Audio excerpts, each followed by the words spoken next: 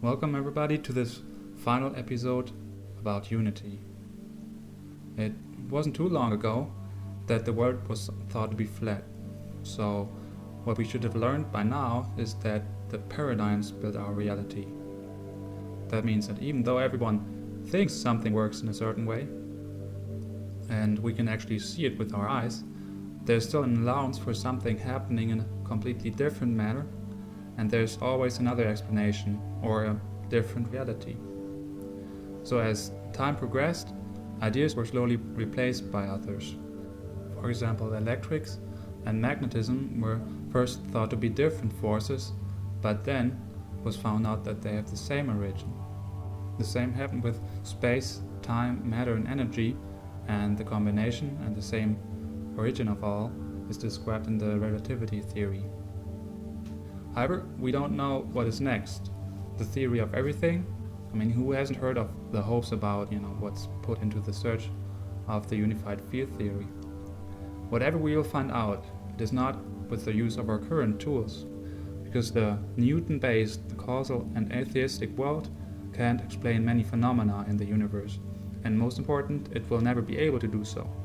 It will never be able to explain it.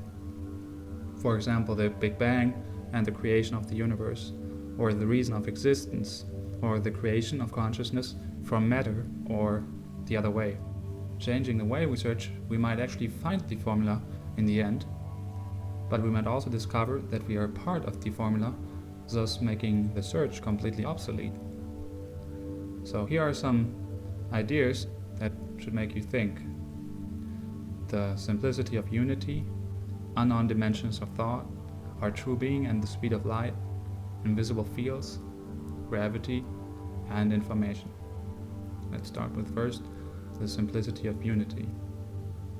No matter how deep we looked into matter, we always found a smaller element so far. So in theory, even if we'll never find it, you should think that there's one element that is the smallest, that is undivided, and that everything else consists out of. The question is if this least of all quantum assembles itself to create form, or does it split itself to create form?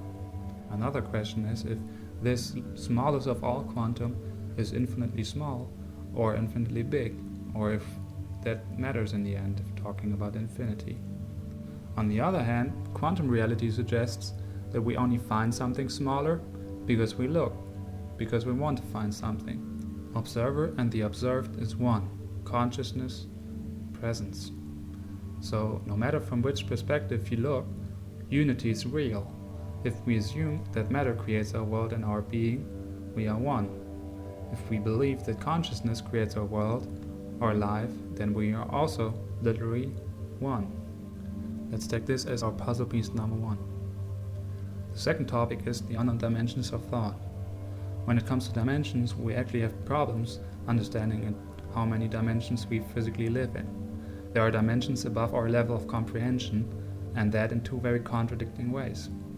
So considering matter and time, we can't imagine nothing, a state without space and time. And considering our thoughts, we can't imagine their source, or a state in which thoughts move through space and time. Anyway, it's no wonder that we can't imagine our source of thoughts, because it is a state in which there's no space and time. The nothing, on the other hand, is that which is not being observed, where there is no conscious observer. The nothing is non-existence, and non-existent can exist, which is also why the nothing can exist. So nothing can exist. Things can only exist when there is a conscious observer, and if the nothing would be observed, it wouldn't be nothing anymore. So existence is all there is, and there's nothing else. Existence itself never had a beginning and will never have an ending, which is beyond our understanding of time very clearly. As temporal manifestations or forms, we, humans, have a beginning and an ending. However, we live in existence, in eternity, and existence, that is what is unchanging and eternal. It is the origin of our physical world as well as the source of our thoughts. They both are the same. This is our puzzle piece number 2. Our next topic is our true being and the speed of light. You, as in what you really are, live in 0 dimensions, and if you need a refresh on this, please revisit my video about this topic. We live in eternity, which is not time without end, but without time, and we live in infinity, which is not without space without borders, but without space. Now imagine sitting in a space rocket and accelerating to the speed of light. Once at the speed of light, you cannot go back. The universe you came from is gone.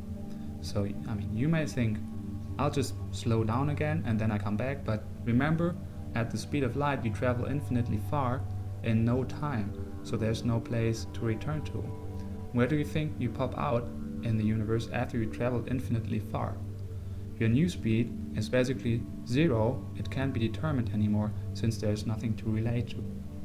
So what happens at the speed of light is the same than the dimensions in which that we really are lives in. And there's a whole bunch of formulas to describe this. We take this as our puzzle piece number 3. Invisible fields. If you paid attention in school, you probably know the invisible fields of electrics, magnetism, and so on. But what about DNA? Quantum physicists discovered that our DNA is like an antenna, sending and receiving information, and that faster than light. They irradiated a DNA sample with a laser, which showed a typical wave pattern on a screen. That's in the middle. As they removed the sample, the wave pattern did not. The screen showed the recurrent structure of the DNA sample would still be there, on the right. The same setup without the DNA sample in the first place just showed a random pattern, on the left. So the phantom DNA effect proves Rupert Sheldrake's theory of morphogenic fields, according to which every living being would have an invisible trace of its existence. But for what reason? What is our DNA communicating with? Everything points toward DNA not having any restrictions regarding communication. This is called hypercommunication. Hypercommunication seems to be an interface to an open network, to a consciousness or life network. So, how do you feel about empathy now? The next time somebody infects you with this bad mood, think about it. Minds are contagious. That's puzzle piece number 4. The next topic is gravity. The bad thing about gravity is that nobody knows for sure how it's created. Well, at least as long as you stay in the current paradigm. The only possibility to explain gravity of matter is through the gravity of thought. So let's give this a try. The ego gravitation is basically the same as normal gravitation, just not for matter, but for thoughts. In this thought model, the ego is the center of the gravitation, pulling known and familiar reality into our lives. Also, we attract wishes, desires, and wants into our reality. Now, giving a closer look to the gravity of thought, we find out that the ego itself is not real, but its wants, desires, and wishes create information. And this act of creation is the gravity with which you attract things. Then, looking into the gravity of matter, matter itself doesn't seem to be real too, according to quantum physics, but its change creates information, and this act of creation is the gravity with which it attracts things. This is our puzzle piece number 5. This is a 6th chapter about information. There are only 2 things that we do and which happen all the time. We either create information or we destroy information. Destroying information makes things easier, whereas creating information makes it more complicated. The universe has a tendency to constantly create information, for example by converting hydrogen atoms into helium atoms in the sun's plasma, and thus creating energy. This means the universe is moving away from a unified situation. Every single thought of yourself serves either to create or to destroy. What is created or destroyed are differences, something that makes you more or less separate from something else. Destroy and create is the same than love and hate. If we create information, we usually don't like it.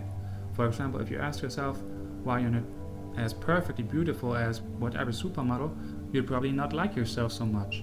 You created information pointing out differences. But then if you would love yourself as you are, not even thinking about differences to supermodels, you destroy differences, thus making your life more enjoyable. The self-consciousness has the tendency to constantly create information by making things more complicated, which is also evolution. This means that you are moving away from a unified situation. This is our puzzle piece number 6, the last one. So the only thing left now is putting the pieces together. In fact, every puzzle piece is the same. There's only one. We looked at 6 unsolved and unexplained mysteries of our current world, and we only get one answer. The same exact answer that the Bible, the Quran, the Tripitaka, the Upanishads, the Tao Te Ching, and countless other books are telling us. Everything just points to one single answer, which is unity of consciousness.